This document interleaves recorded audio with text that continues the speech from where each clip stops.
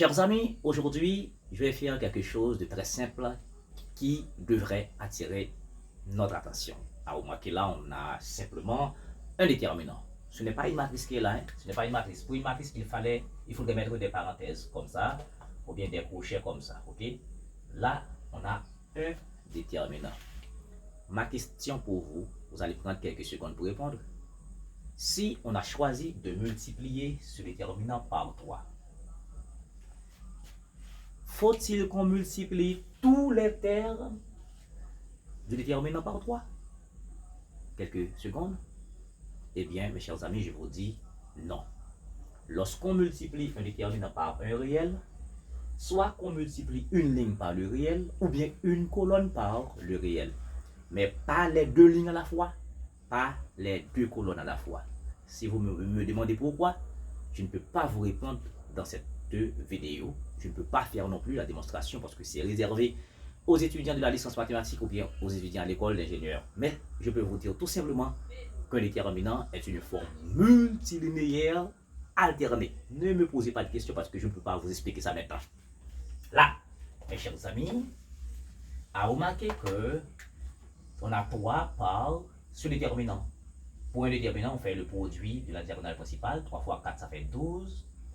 Et puis, 1 fois 2, ça fait 2. Voilà. Diagonale principale moins diagonale secondaire. Donc, 12 moins 2, ça fait 10. 10 fois 3, ça fait 30. Voilà. Maintenant, première considération. Si je multiplie une ligne par 3, eh bien, je vais faire tout simplement ça. Une ligne par 3. Donc, nous avons 3, 1, 2, 4. Nous multiplions une ligne. Nous prenons par exemple la première ligne par 3. Voilà, 3, 3. Est-ce que nous allons trouver encore 30? Oui, nous allons trouver 30. Ici, mes chers amis, ça fait 3 fois 3, 9. Ça fait 1, ça fait 6, ça fait 4. Maintenant, 9 fois 4, 36.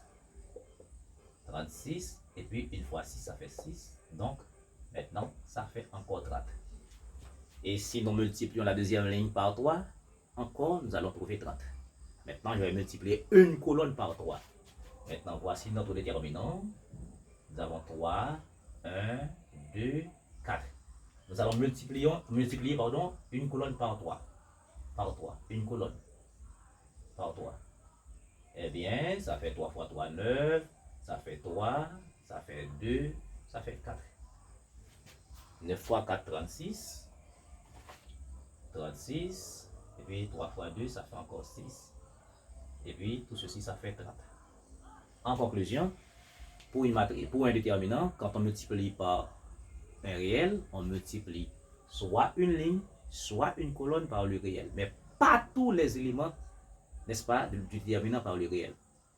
Exemple, pour finir, si dans le cas théorique, nous avons ce déterminant A, B, C, D, donc en multipliant par K, donc le déterminant est multiplié. Le déterminant, ça veut dire en faisant le déterminant, c'est A, D, moins BC, nous multiplions par K.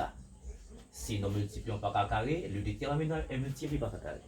Si nous multiplions par K exposant N, le déterminant est multiplié par K exposant N. Ça veut dire que le déterminant ne doit pas affecter tous les éléments du déterminant, soit une ligne, soit une colonne, mais pas les deux lignes, pas les deux colonnes à la fois.